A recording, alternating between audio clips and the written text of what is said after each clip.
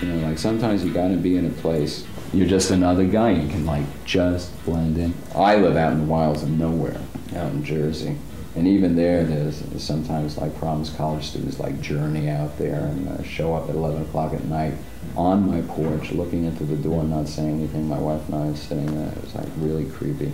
I got out with my shotgun. Yeah. You know, this is hunting country out there. He said, you better run.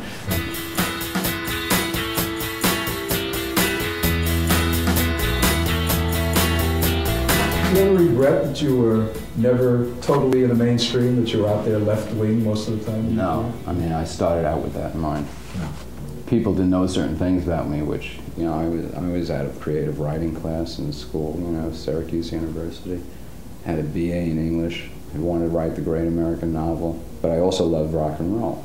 You know, I was in bar bands all through college, playing fraternities, you know, and have to know all the songs in the top 10, that kind of thing.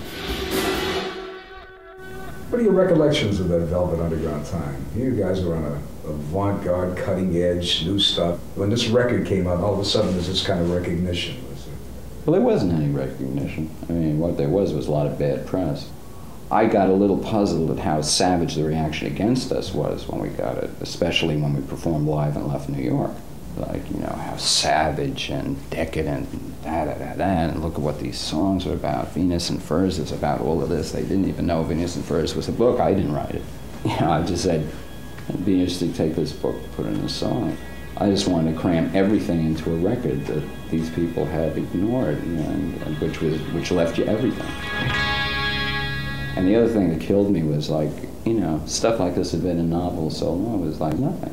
I write a song called Heroin, you would have thought that I murdered the Pope or something. It should have been, now we can get a lot of people who have talent for writing and everything into rock and roll. We'll all write about, like, really adult stuff. That was, like, what I wanted to do, was, like, write rock and roll that you could listen to as you got older. It wouldn't lose anything. It would be timeless, you know, in the subject matter and the literacy of the lyrics. We didn't expect to sell records. That's not what we were doing. Would have been great. Would have been great. Would have taken a lot of financial pressure off us. It's not like we had money. You know, what we had was ambition and a goal. And that's the thing you can do when you're really young. And what was the ambition and the goal?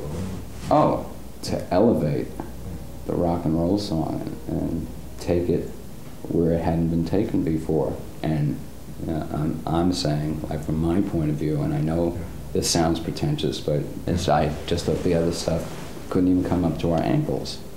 Not up to my kneecap, not up to my ankles, the level that we were on compared to everybody else. I mean, they were just painfully stupid and pretentious. And then when they did try to get, in quotes, arty, it was worse than stupid rock and roll. What I mean by stupid, I mean like the Doors. And you never felt that Lennon and the Beatles, you feel that they were in a league at all? Or? No, I never liked the Beatles. I thought they were garbage. If you said, like, who did you like? I like nobody. I mean, in the old days, the Velvet Underground, I mean, we had engineers who would walk out on us. They would say, hey, it's too loud, this is terrible, you know, I'm going to turn the tape machine on, you guys call me when you're finished. I mean, I've spent a lot of years since then trying to figure out a way to be able to do what I did then without going deaf. I actually went and had my ears tested just to make sure. And the guy who was testing me was a fan, which was nice, so he took the test a little further just to assuage any doubts I might have. And he said, no, you have average high-end loss for a New Yorker. Down the street. Right, for a New Yorker. So it's, like, very funny. Just a perfect day. Drink sangria in the park.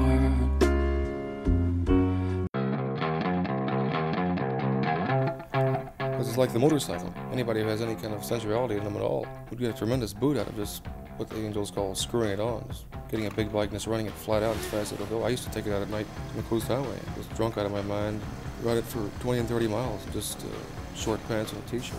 It's a beautiful feeling. I recognize it as an illusion and a fantasy. But for somebody who has nothing else to go back to, this is maybe one of the happiest minutes of his life. And you can imagine, if that's true, just how powerful he'd feel if he could give you one of these, you know, kind of in the head with a karate. It's not a chop, it's a head snap. A lot of the Angels are big on karate.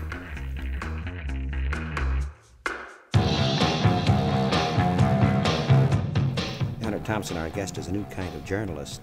The journalist who is not detached, who becomes involved. In fact, he was almost an honorary member, or a dishonored member of the Oakland Hells Angels. You were with them for about a year or so. About a year, yeah. They claim, the Angels anyway, claim that they don't look for trouble. You know, they just try to live peaceful lives and be left alone. But on the other hand, they go out and put themselves into situations deliberately and constantly that are either going to humiliate somebody else or cause them to avoid humiliation by fighting. You speak of foul fighting. They stomp someone. You were stomped. In which there's the question of rules involved here, just beating violence for the sake of violence. Well, they have a rule. It's by law either number 10 or 11. It says when an angel punches a non-angel, all other angels will participate. So I was a victim of bylaw number 10 or 11. I should have known that, you know. Yeah. It's a lapse of caution. All during this stomping, I could see the guy who'd originally teed off on me just out of, from nowhere with no warning, circling around with a rock about, must have weighed about 20 pounds. I tried to keep my eyes on him because I didn't want to hit my skull fracture. Your observations are more than about the Angels, they're about our society. And it's since World War II, pretty much, isn't it, this phenomenon's come to be? I think the Angels came out of World War II, and this whole kind of alienated, violent subculture of people wandering around looking for, either an opportunity or, if not an opportunity, then vengeance for not getting an opportunity. Yeah, they get to be 30, and suddenly they wake up one morning and they realize, there are no more chances. It's all gone. It makes them meaner, and they want to get back at the people who put them in this dead-end tunnel. Now, who are these people they want to get back at? Oh, they don't know. It's kind of they. Paranoid. It's you, it's me, it's whoever might come too close to him on the highway in a car. It's somebody who makes a remark in a bar to him. They call them the citizens. Anybody who looks respectable and looks like he isn't doomed, like he has some kind of option or money or a home or all the things they don't have. What do you see for us, for everything? Christ, it's bad. I'm not really very optimistic, but I think one of the most important things is to recognize that we do have this mounting violence in us, and then to find the reasons, and once you find that, it's like curing a boil, And if people insist on saying, I'm a very gentle person, and only these little gang of hoodlums over there is ugly and mean, then it's just putting off the recognition of the same venom that the Angels are spewing around in public. A lot of people are just keeping bottled up in private. I think this technological, the science of obsolescence, or the fact that people are becoming obsolete, the people who are most affected by this are the ones least capable of understanding the reasons for it. So the venom builds up much quicker. It feeds on their ignorance. Until you recognize what's happening, what makes you do these wild things. First, I used to throw beer bottles into bar mirrors and stuff like that and get stomped always. I can't remember ever winning a fight. I don't do it anymore because I finally caught on to what was happening. And until you recognize it, it's like a albatross around your neck. I learned a lot about myself just writing about the Angels. I was seeing a very ugly side of myself a lot of times. I'm much more conscious of the kind of anger that lurks all and everywhere. But I don't do any, I keep my mouth shut now. I turned into a professional coward.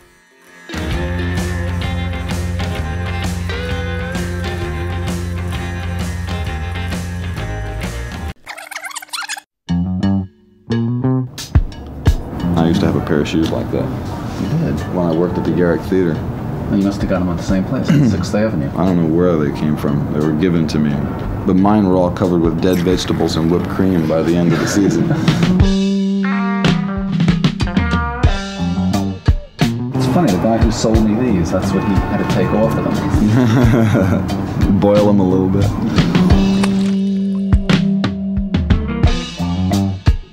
For a long time, you'd been in New York, and then went to L.A.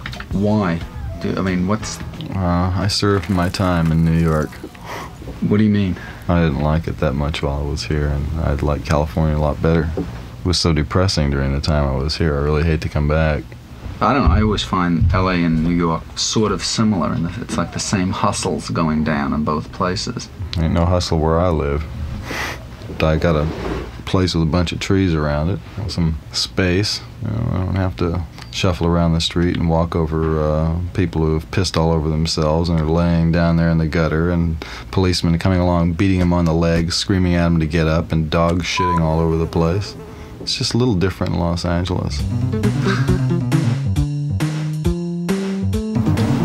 I'm wondering if, in your touring around, whether you've started to notice something, a kind of more political consciousness of the audiences. It's superficial. Yeah? Yeah, I really believe that. It's as superficial as their musical consciousness.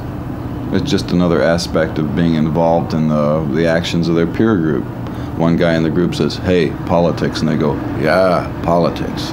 Or they go, "Grand Funk Railroad," and they go, "Yeah, Grand Funk Railroad." It's the same thing. And you don't see really any real change that's gone down?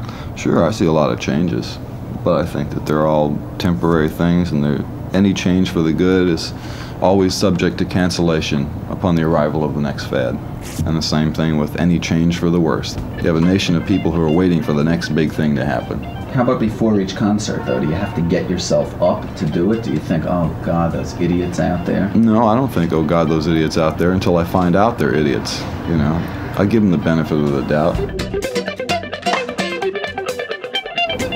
This is just something from out of left field. The whole women's lib thing. Yeah. Has that touched you at all? Have any people said, how come you don't have any girls in the group? Women in the group? Yeah, somebody asked me that last night, as a matter of fact. How come you don't? Well, I just don't think it's practical. It's not practical? No, not for what we do. It's just not practical. I don't think that there's a girl around that would fit in with what we do. I don't like to change personnel all the time, but it does seem to happen. And I would hate to stick a girl in, get new publicity photos, and then have the poor thing bomb out in the middle of a tour. Has it touched you at all, women's lib? I mean, do you think of it as a valid movement or just a fad also? Just a fad also. Really, huh? Sure. Which is not to say it's bad if it keeps them off the street, you know, keeps them occupied. Well, how do you personally, though, think about women? You know, do you think a woman's place is the home? Is that basically how you see it? No, some women are very badly suited to being in the home, and I don't think they should be there. They should be in a factory or in a library as a librarian, or even doing something more exciting, you know, like show business. Women are different, you know. Each one has their own sort of qualification. I hate to think of women as a big group because you can't judge them that way. But in most instances, I find out that they're just really stupid people. They just happen to wear dresses. Why do you think America is so fad crazy then? Because you seem to see everything in terms of fads. I think that's a reasonable way to look at it, because it doesn't have any real sort of values, you know. And the fad provides you with a temporary occupation for your imagination. Really, it doesn't have any real culture. It doesn't have any real art. It doesn't have any real anything. It's just got fads and a gross national product and a lot of inflation. But that also puts you in as part of the fad, right? I'm an American. I was born here. I automatically got entered in a membership in the club. You can compute me any way you want.